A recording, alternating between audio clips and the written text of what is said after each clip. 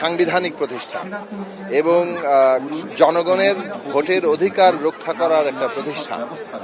আমরা সবসময় বলেছি যে সাংবিধানিক প্রতিষ্ঠান জনগণের ভোটের অধিকার যাতে রক্ষা করে সেই দৃষ্টান্ত স্থাপন করা দরকার।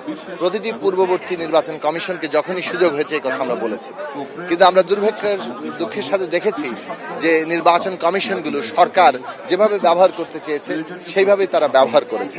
কাজেই আমরা মনে করি যে বাংলাদেশে এখন নতুন একটা যাত্রা শুরু হচ্ছে এবং এই নির্বাচন কমিশন জনগণের ভোটের অধিকার রক্ষার জন্য যা করা দরকার সেটা করবে।